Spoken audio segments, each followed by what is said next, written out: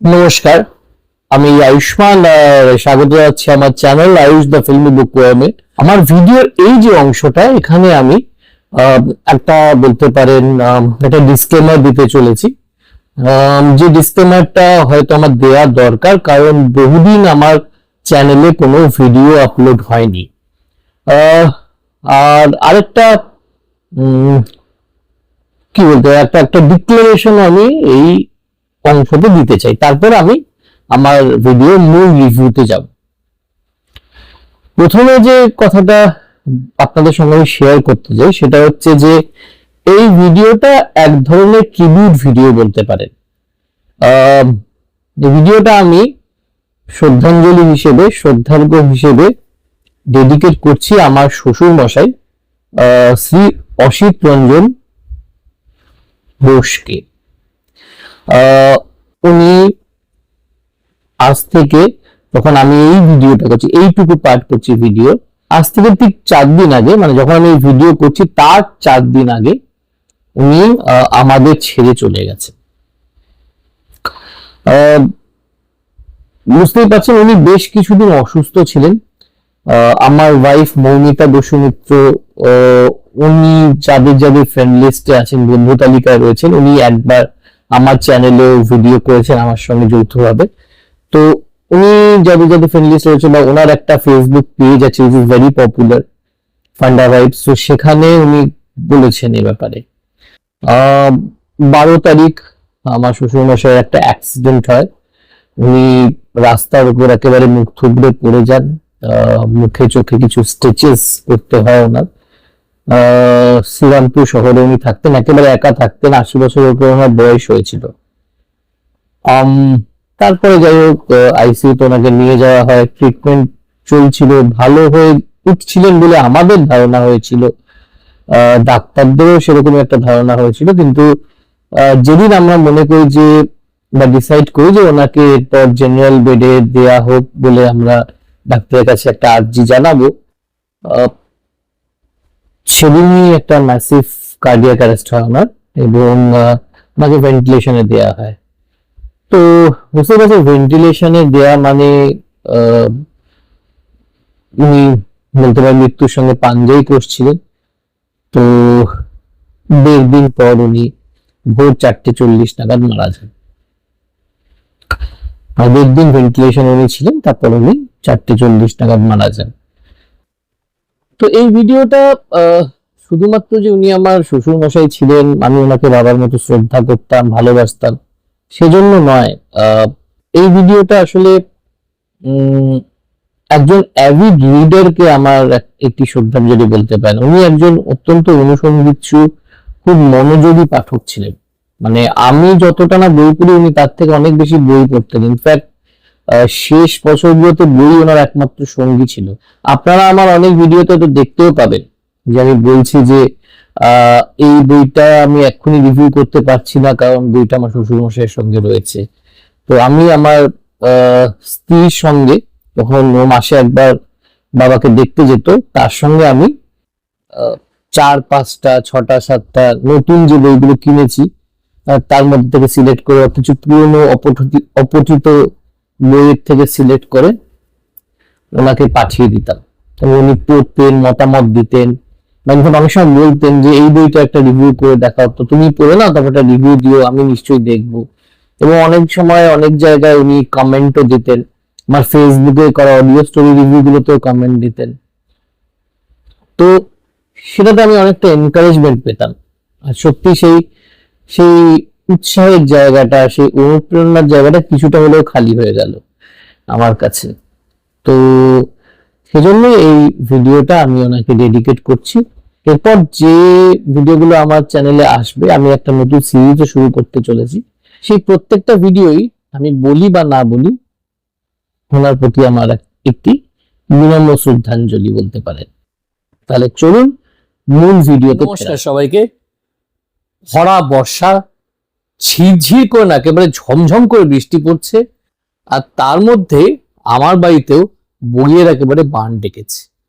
Hello, আমি Ayushmann and welcome to my channel Ayush the filmy bookworm. আজকে আমি আপনাদের জন্য নিয়ে এসেছি মনসুন বুক হল।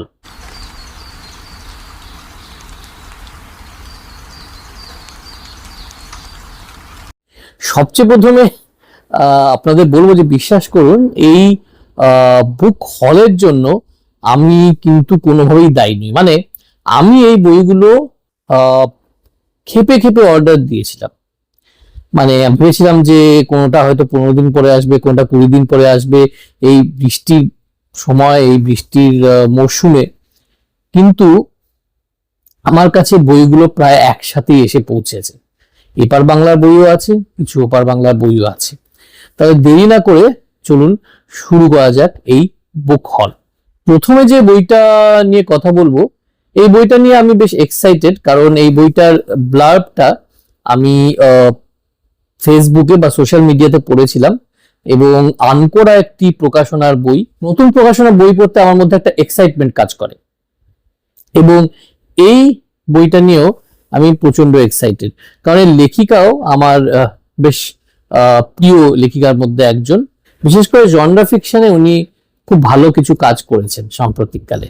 লেখিকার নাম পূরবী গুড়িয়া, এবং বইটির নাম হচ্ছে জর্ডান, যেটা বেরিয়েছে তরি থেকে। এর মুদ্রিত মূল্য হচ্ছে 330 টাকা।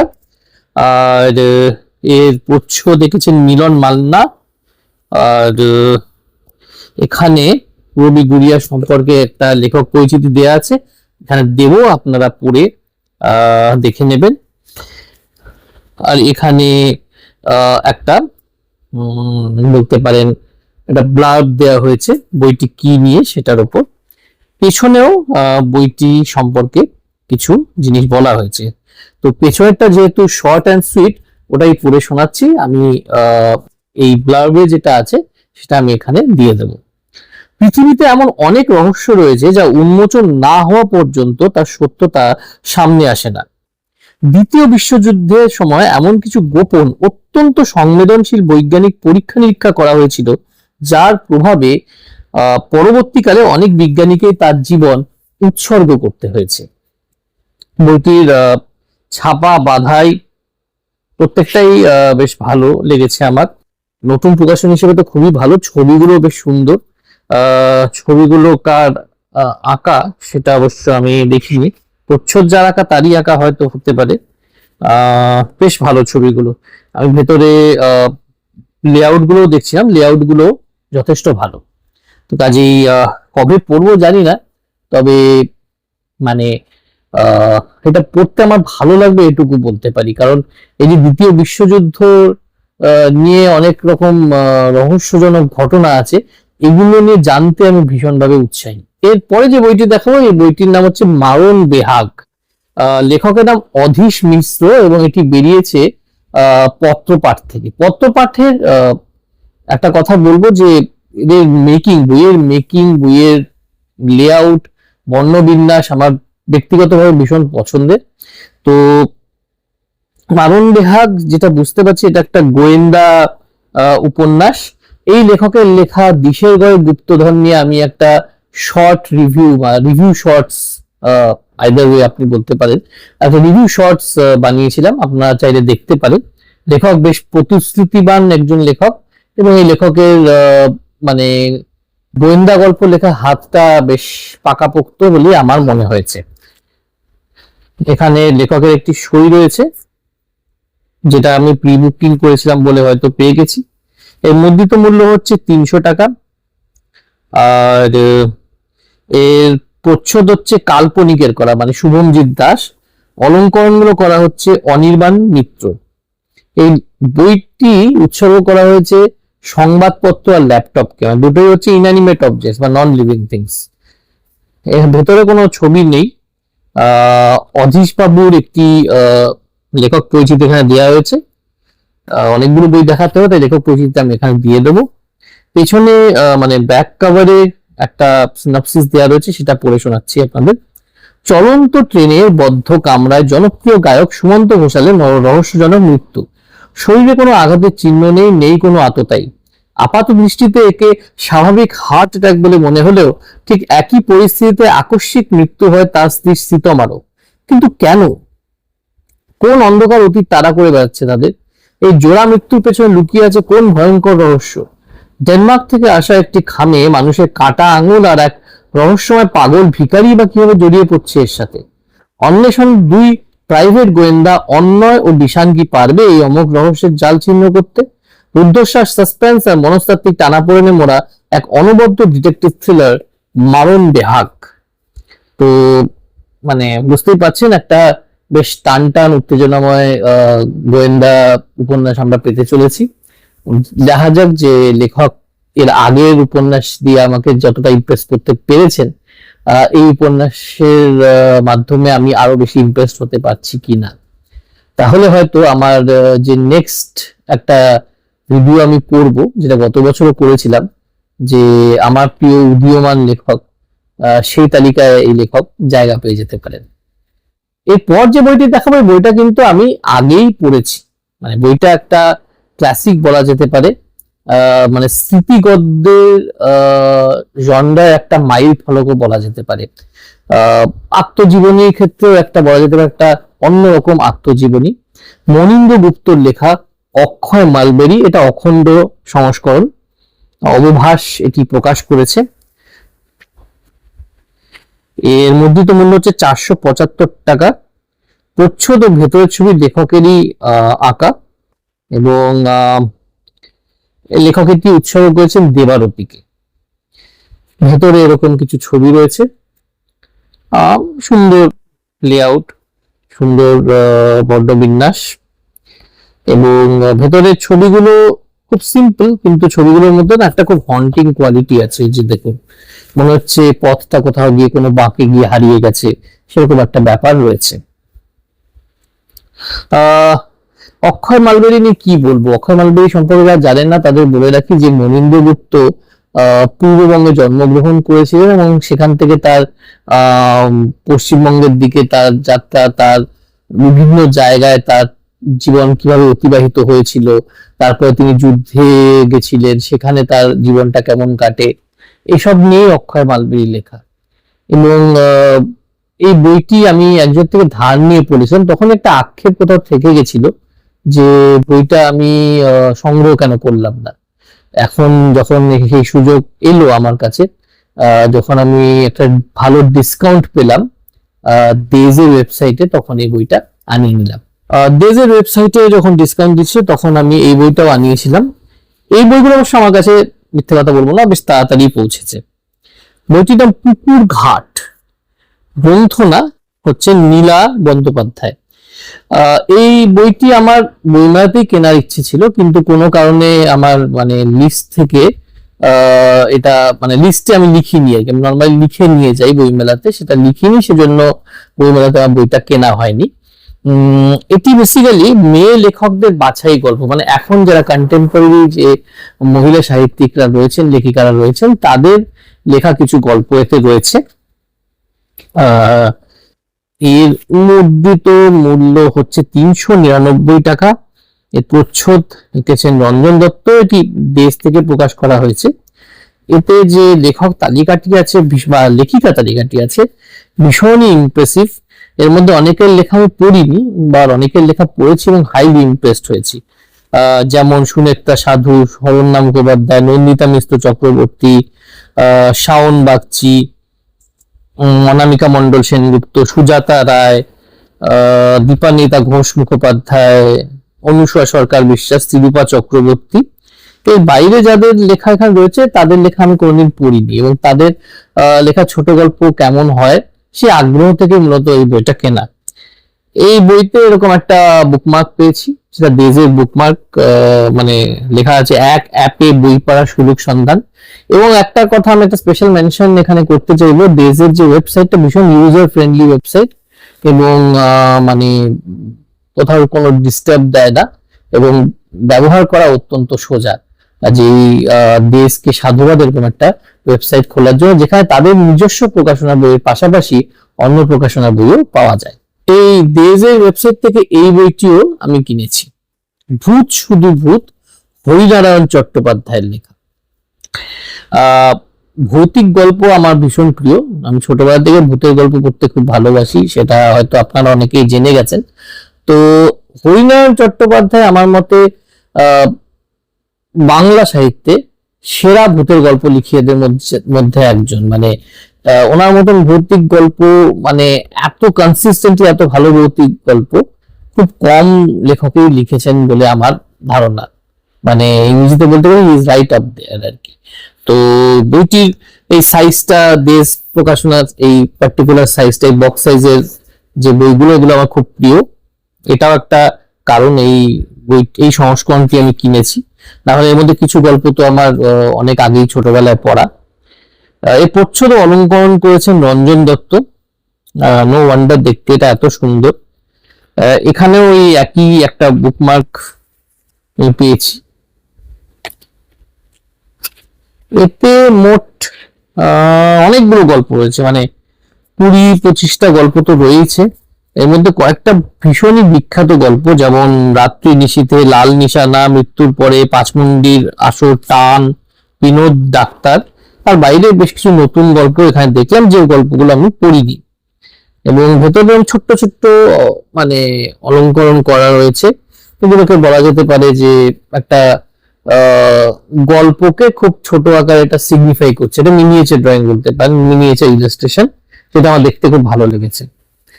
এখানে হরিনারায়ণ চট্টোপাধ্যায় সম্পর্কে কিছু বলা হয়েছে, আর ব্যাখ্যা করে লেখা আছে, তেনারা আছেন কি নেই সেই বিতর্ক শিখে তুলে পড়তে হবে এই বই। আর পড়তে পড়তে মনে হবে আছেন আছেন, তেনারা আশেপাশেই আছেন। দারুণ লিখেছেন কিন্তু, তাই না? মানে পড়তে পড়তে গাটা কেমন ছমছম করে উঠল। ডেজের ওয়েবসাইট থেকে আমি এই বইটিও কিনেছি। আসলে সাত দেয় হাওয়া তাঁতিরা পড়ার পর পরিমল ভট্টাচার্যের বেশ কিছু বই পড়া আমার ইচ্ছে হয়েছিল, কারণ তার আগে আমি আমার একটি বই পড়েছিলাম, শ্যাংরিলা। তাই বেশ কিছু বই আমি অর্ডার দিয়ে আনিয়েছি ওনার লেখা। তো এই বইটি তার মধ্যে একটি, দার্জিলিং স্মৃতি সমাজ ইতিহাস। এর প্রচুর প্রশংসা আমি আমার বন্ধু, ভীষণ অ্যাভিড রিডার একজন বই পড়ুয়া অর্ণব ব্যানার্জির থেকে শুনেছি, তাই এটা আমি কিনেছি আর কি বলতে পারেন। সেখানেও এই পেজের একটা বুকমার্ক রয়েছে। এবং এখানে এই ঠিক এই পেজটায়, এটা সূচিপত্র না, এটা পরিমল ভট্টাচার্যের অন্যান্য যে বই অবভাস থেকে বেরিয়েছে সেই বইগুলোর একটি সংক্ষিপ্ত পরিচিতি এখানে রয়েছে। এখানে একটা সূচিপত্র রয়েছে, নামগুলো খুব ইন্টারেস্টিং। হোম ওয়েদার, কসাইখানার ভোর, স্যালামান্ডার ল্যান্ড, জোরথাঙের আলো, বুইয়ে ও কাকতারুয়ারা, পেম্বার ছাতা, কুয়াশায় ফুটবল খেলা চলছে, এরকম নাম। এবং পরিমল ভট্টাচার্যের যে গদ্য, এটা আমাকে ভীষণ ইমপ্রেস করেছে। মানে ওনার যে গদ্য, সেটা ইনফরমেটিভও বটে, আবার প্রচুর সাহিত্য গুণও রয়েছে। কোথাও যেন ফিকশন আর নন ফিকশনের মধ্যে গদ্যটা বিচরণ করে। তো এটা আমার ভীষণ ইন্টারেস্টিং লেগেছে, এবং একটা নতুন ফরম্যাট, নতুন আঙ্গিকের গদ্য বলে আমার মনে হয়েছে, সেজন্যই আমি এই বইগুলো সংগ্রহ করেছি। আরেকটি বই আপনাদের আমি এখন দেখাবো, যেটা পরিমল ভট্টাচার্যের লেখা। এই বইটির নাম হচ্ছে সত্যি উপকথা, সভ্যতা, উন্নয়ন ও উড়িষ্যার একটি উপজাতির জীবন সংগ্রাম। এখানেও মানে দেশ প্রত্যেকটি বইয়ে আমাকে এরকম একটি বুকমার্ক দিয়েছে। বুকমার্ক দেওয়াতে ওনাদের কোনো কার্পণ্য নেই। আমার এখানে মনে হয় যে নন ফিকশনে পড়া তো স্ট্রেসটা বেশি, কিন্তু উড়িষ্যার একটি উপজাতি, তাদের জীবন সংগ্রাম, এসব মানে এই ধরনের টপিক আমাকে মানে আকর্ষিত করে। তাই তো সেজন্যই আমি এই বইটা সংগ্রহ করেছি। এর মধ্যে সূচিপত্রের দীর্ঘ সূচিপত্র, 21টা টপিক রয়েছে। জলের রূপলি শস্য, রূপকথা, নোটে গাছ, গভীরি সন্ধি, নৃত্য, এরকম অনেক রকম বিষয়ের উপর রয়েছে। এখানে কিছু ইলাস্ট্রেশন রয়েছে এই ধরনের। পেছনে মানে ব্যাক কাভারে একটা আভাস দেওয়া রয়েছে যে বইটি কি থাকতে পারে। পূর্বঘাট পর্বতমালায় নিয়মগিরি নামে এক আশ্চর্য পাহাড়, যেখানে বাস করে এক বর্ণময় আদিম উপজাতি। এই পাহাড় তাদের দেবতা, অন্নদাতাও।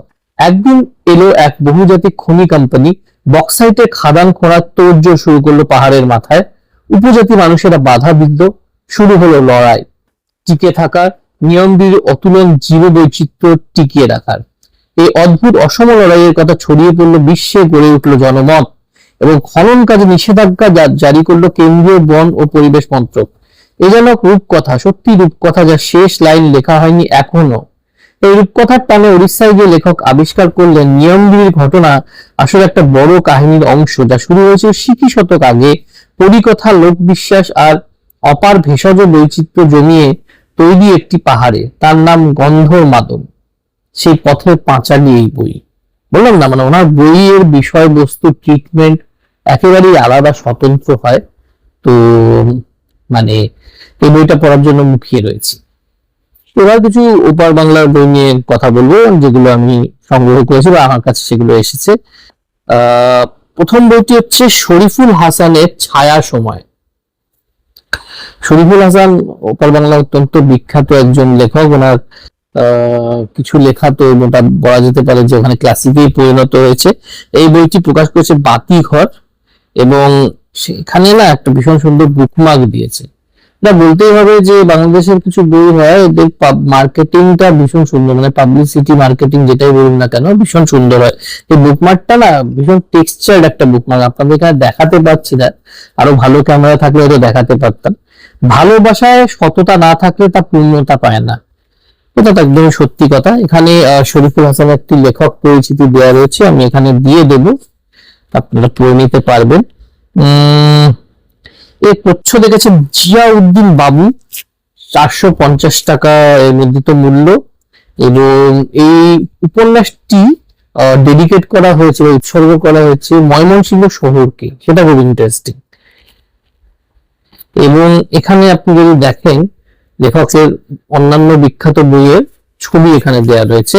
তার মধ্যে যে বইটি আমি পড়েছি এবং পড়ে মহা ইমপ্রেসড, মানে মহা ইমপ্রেসড যাকে হিন্দিতে বলে, সেটা হচ্ছে সাম্ভালা। সাম্ভালা দুর্দান্ত একটি ট্রিলজি, আপনারা যদি না পড়ে থাকেন অবশ্যই পড়বেন। আচ্ছা, এর বিষয়বস্তু কি আপনাদের একটু পড়ে শোনাই। 80 দশকের শুরুতে মফস্বল শহরের গল্প। একটি বৃহৎ পরিবারের বড় সন্তান কামরুল আকন্দ হঠাৎ আক্রান্ত হলো। 7 সকালে দোকান খুলতে কেউ একজন গুলি করে বসলো তাকে। স্থানীয় থানার ওসি আমিনুদ্দিন লেগে পড়লো তদন্তে। কিন্তু কে আছে এর পেছনে? আকন্দ পরিবারের কেউ নাকি বাইরের কোনো মানুষ? পরিবারের প্রধান করিম আকন্দ বসে। গল্পে আরো আছে অনন্যা, কাউকে ভালোবাসে সে। আছে অর্ণব, উদাসীন এক যুবক, সেও ভালোবাসে কাউকে। আছে শেকড়ের টানে বারবার ফিরে আসা তপন। আমাদের ফেলে আসা অদ্ভুত আর আশ্চর্য সেই ছায়া সময়ের গল্প নিয়ে শরীফুল হাসানের উপন্যাস ছায়া সময়। বোঝা যাচ্ছে যে এটা বোধহয় এক ধরনের রাজনৈতিক থ্রিলার, যার মধ্যে একটা প্রেম কাহিনী হয়তো মিশে আছে, যদি খুব ভুল না করে থাকি। বইটি অনেক প্রশংসা শুনেছি, সেজন্য এই বইটি আমি অর্ডার দিয়েছিলাম, বা পড়ে দেখা যাক কেমন লাগে। এবার একটি অনুবাদ বই। এবার আমাকে কেউ কেউ জিজ্ঞেস করেন যে আপনি তো অনেক আপনার ভিডিওতে বলেন যে আপনি অনুবাদ সাহিত্য নাকি খুব একটা প্রেফার করেন না, পড়েন না, তাও ইদানিং আমি দেখছি যে আপনি ওপার বাংলার বা এপার বাংলারও কিছু কিছু অনুবাদ বই সংগ্রহ করছেন এবং পড়ছেন। তো ব্যাপারটা হলো যে হ্যাঁ, আমি এখনো বলবো যে আমি অনুবাদ করতে খুব স্বচ্ছন্দ বোধ করি না, কিন্তু যদি সেই অনুবাদটা মানে অনুবাদটা প্রশংসা শুনি, সেই অনুবাদটা ভাবানুবাদ হয়, সেই বইয়ের অরিজিনাল টেক্সটটা ভীষণই কস্টলি হয় বা আমার সাধ্যের বাইরে থাকে, তাহলে আমি সেই বইয়ের অনুবাদটা সংগ্রহ করে নিই। এবং সেজন্যই আমি এই জেমস রলিন্সের ব্ল্যাক অর্ডারের একটি অনুবাদ সংগ্রহ করেছি, সিগমা ফোর্স। এর অনুবাদ করেছেন মোহাম্মদ সাব্বির হোসেন, এবং সাব্বির হোসেন ভালো অনুবাদক বলেই আমি শুনেছি, সেজন্য এটা সংগ্রহ করা। এখানে একটা দারুণ বুকমার্ক পেয়েছি আমি, যেখানে লেখা আছে what is next to ecstasy. এবার জেমস রলিন্সের একটা পরিচয় দেওয়া হয়েছে এখানে, এটা অফিসিয়াল অনুবাদ বলেই আমার মনে হচ্ছে, তো সেটাও একটা প্রশংসাযোগ্য ব্যাপার। অফিসিয়াল অনুবাদ জেমস রলিন্সের বইয়ের তো ভালো হওয়াই উচিত। এর প্রচ্ছদ দেখেছেন রিয়াজুল ইসলাম, এর মুদ্রিত মূল্য হচ্ছে 600 টাকা। এটা উৎসর্গ করা হয়েছে ডেভিডকে। এবার ডেভিড কি আমি জানি না। এখানে সাব্বির হোসেনের একটা লেখক পরিচিতি বা অনুবাদকের পরিচিতি দেওয়া রয়েছে। ব্যাক কভারে কি লেখা রয়েছে পড়া যাক। দাউ দাউ করে জ্বলে উঠলো কোপেনহেগেনের এক বইয়ের দোকান, ছড়িয়ে পড়লো রহস্যময় সেই আগুনের লেলিহান শিখা। আর সেই অগ্নিকাণ্ডের সূত্র ধরেই শুরু হলো এক রুদ্ধশ্বাস ধাওয়া, এক নয়, দুই নয়, চারটি মহাদেশ জুড়ে। বিভৎস খুন আর ধ্বংসযজ্ঞের আড়াল থেকে বেরিয়ে এলো এক গভীর চক্রান্ত। লক্ষ্যটা ভারী অদ্ভুত, চুরি করতে হবে বিবর্তনবাদের জনক চার্লস ডারউইনের ব্যক্তিগত বাইবেল। এই রহস্যের কুল কিনারা করতে গিয়ে কমান্ডার গ্রে পিয়ার্স ঝাঁপিয়ে পড়লো এমন এক অতল গহ্বরে যার শেকড় পতিত সেই নাৎসি জার্মানিতে। জড়িয়ে আছে পোল্যান্ডের বুকে পাহাড় খুঁড়ে তৈরি এক পরিত্যক্ত গবেষণাগারে চালানো হাড়হিম করা সব এক্সপেরিমেন্টের সাথে। বুঝতেই পারছেন এটা একটা মানে দুর্দান্ত উত্তেজনাপূর্ণ থ্রিলার। আপনারা যদি অরিজিনাল ইংরেজি বইটা বা এই অনুবাদটা পড়ে থাকেন, প্লিজ কমেন্ট বক্সে জানাবেন আপনাদের কেমন লেগেছে। কারণ জেমস রবিনসনের প্রচুর নাম শুনেছি, কিন্তু একজন মানে বুকওয়ার্ম হয়েও আমি কনফেস করছি বা স্বীকার করতে বাধা নেই যে প্রথম আমি ওনার লেখা কোনো বই পড়বো। শেষ যে বইটি দেখাবো সেই লেখকও আমাকে সম্প্রতি খুব ইমপ্রেস করেছেন, ওপার বাংলার এক লেখক। লেখকের নাম হচ্ছে মনোয়ারুল ইসলাম এবং বইটির কাভারটি খুব ভয়ানক, যদিও বইটির নাম হচ্ছে হাং। এটা একটা লাভক্রাফটিয়ান হরর আমার যতদূর মনে হয়, এবং এখানে একটা প্রচ্ছদ আঁকায় একটা বুকমার্ক দেওয়া হয়েছে আমাকে। এখানে প্রকাশনার নামটা হচ্ছে অন্যধারা। অন্যধারার বইগুলো সাধারণত খুবই ভালো হয়। এই 21শে বইমেলা 2026-এ বইটি প্রকাশিত হয়েছে। প্রচ্ছদ দেখেছেন মানব। আর এখানে মনোয়ারুল ইসলামের একটি সংক্ষিপ্ত লেখক পরিচিতি দেওয়া হয়েছে। আর এখানে ব্লগটা ছোট, তাই ব্লগটা ছোট, তাই আপনাদের পড়ে শোনাচ্ছি। তার আগে বলতেই হবে যে বইটির বাঁধাই ভীষণ ভীষণ ভালো। বইটি আমি যখন আনর্যাপ করি বা ওই আনবক্সিং বলতে পারেন, তখন বইটি আমার হাত থেকে খুব বাজেভাবে পড়ে যায়। তো বইটি এক চুলো বাইন্ডিং এদিক ওদিক হয়নি, কুঁচকে যায়নি, কিছুই নয়। তো বলতেই হবে খুবই ভালো বাইন্ডিং। সবার মনে আতঙ্ক, চোখ ভরা সন্দেহ আর ভয়। গ্রাম থেকে অনেক দূরে 3জন মানুষকে টেনে নিয়ে এসে এভাবে বেড়ে ফেলে রেখেছে। মানুষের কাজ হতেই পারে না, কেউ বিশ্বাস করে না এই কাজ মানুষ করতে পারে। মৃতদের গলা মোচড়ানো ছিল, চিবিয়ে রেখে গেছে দেহ, হাত পায়ের আঙুল বলতে কিছুই নেই। পেটের ভেতর অসীম শূন্যতা, যেন ওখানে কখনোই কিছু ছিল না। কে করেছে এই কাজ কেউ যায় না, না ভুল জানে একজন। হয়ে যাচ্ছে যে এটা একটা ওই লাভক্রাফটিয়ান হরর বা ফিচার ধরনের কিছু হবে। আমি যদিও এই জাতীয় হরর খুব বেশি পড়ি বা প্রেফার করি তা নয়, তবে মনোয়ারুল ইসলামের লেখা আমাকে ভীষণ ভীষণ ইমপ্রেস করেছে। সত্যি একজন অন্য ধরনের লেখক। যারা মনোয়ারুল ইসলামের বই পড়েননি, আমি অনুরোধ করব বকুল ফুল ট্রিলজিটা আপনারা পড়ে দেখতে পারেন। এই ছিল আমার মনসুন বুক হল। এতগুলো বই একসঙ্গে আমার কাছে এসে গেছে, এবার কোথায় রাখবো নতুন বাড়িতে জানি না, তবে বই ঠিকই নিজের জায়গা করে নেয়। সেটা পাঠকদের হৃদয়েও হতে পারে আর বইয়ের আলমারিতেও হতে পারে। কেমন লাগলো এই মনসুন বুক হল জানাতে কিন্তু ভুলবেন না। ইদানিং আমি দেখেছি যে আপনারা আমার ভিডিও একটু কম দেখছেন, সেটা কারণটা কি আমি ঠিক জানি না। যদি আমার সোশ্যাল মিডিয়া হ্যান্ডেলে কোনো পোস্ট বা কোনো কিছু আপনাদের খারাপ লেগে থাকে, আমাকে নির্দ্বিধায় জানাতে পারেন। একটু তর্ক বিতর্ক না হয় হোক না, তাতে অসুবিধে কি আছে। যাই হোক, ভালো থাকবেন, সুস্থ থাকবেন সকলে, আর take very good care of your self. শুভরাত্রি, টাটা।